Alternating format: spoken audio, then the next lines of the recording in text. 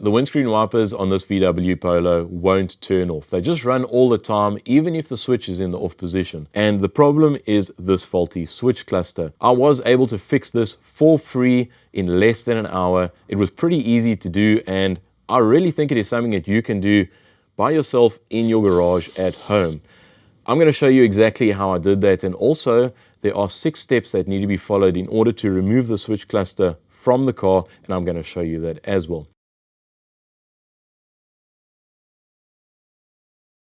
In order to work on this switch cluster, it needs to be removed from the vehicle. You need to disconnect the battery from the vehicle and then remove the plastics from around the steering column, remove the airbag and remove the steering wheel, and then also remove the clock spring.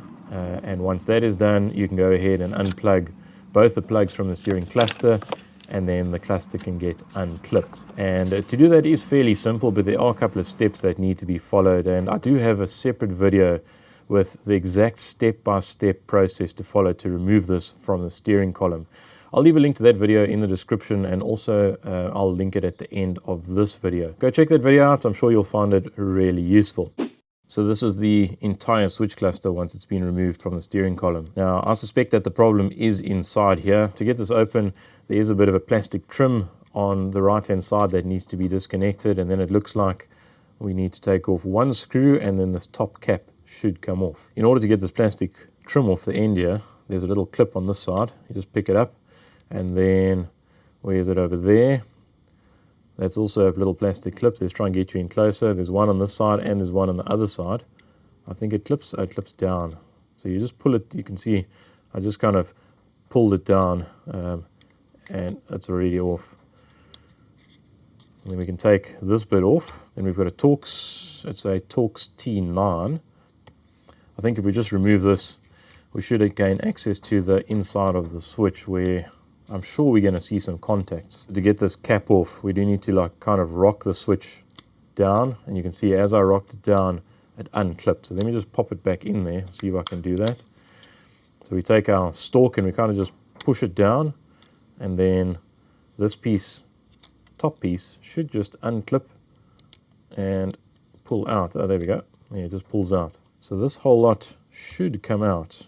There we go. Here's a little bit of wiring holding the stalk in, and then we've got this little plastic cup, and then right in the bottom of our switch we can see we've got some contacts. If we have a look on the bottom of the stalk, right over there, you can also see there's a little contact pad, and I think what's happening is that this contact pad is riding up and down and bridging various contacts here in the bottom of our little switch unit. To me, it looks like there's a little bit of dirt. There's, of course, a little bit of grease in there, probably for lubrication.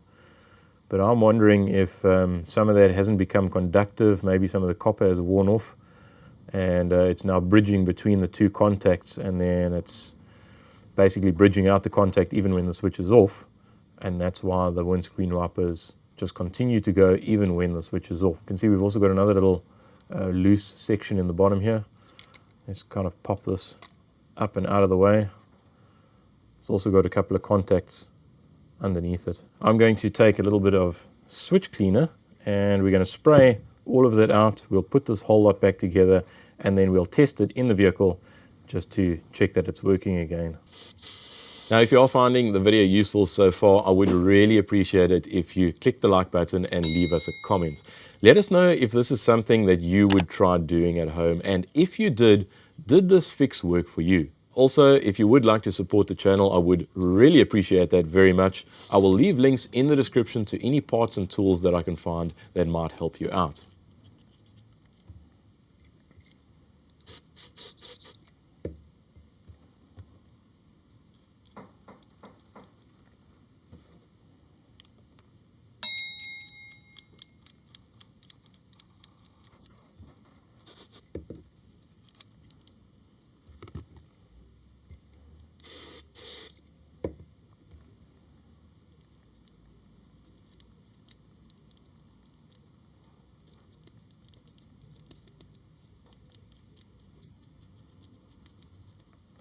So we can see the contact pads all nice and clean inside there, plus the little sliding contact points. There's one over there and another couple over there. I'm not going to put any dielectric grease in here. This had a little bit in before, but the switch cleaner that I'm using, it does have a lubricant in it. So once you've sprayed it on, just like that, once the alcohol or whatever propellant is in here, once that evaporates, it actually leaves like a lubricating film on these little contacts. So that should provide some corrosion protection and a little bit of lubrication for the contacts to slide past each other. Just before I put this back together, there was this little plastic contact piece that was inside here when we took it all apart. Once this whole lot is together, this lever goes inside that slot like that. Hope that makes sense. But nevertheless, that little piece is back in, and then we can take, let me see if I can get it on sort of camera here. You can see that little pivot point and that little lever both need to go in into each other, or both need to go in like that. And then this little piece that we took out earlier, we can also just slide that into place. Now the top of our switch can go back on. So this thing has got little clips or little tabs, and they go into those little slots.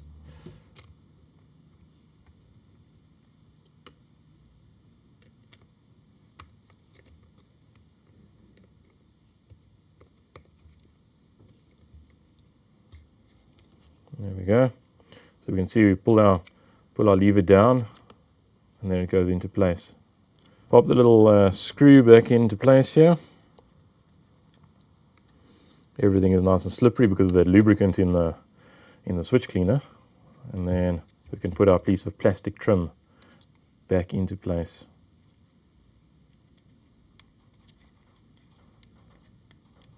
Just like that.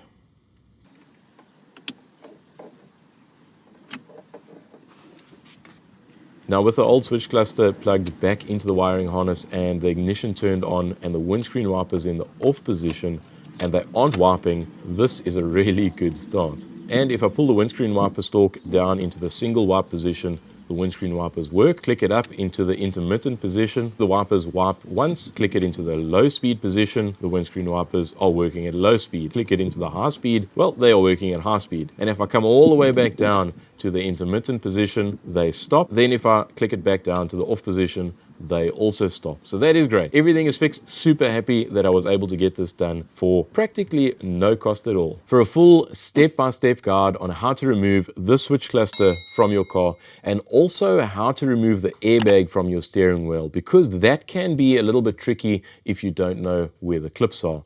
If you want to know more about that, you can go ahead and watch this video right here. I think you will really find it very useful. I'll also leave a link to the video in the description. Thank you very much for watching. We'll see you next time. Cheers.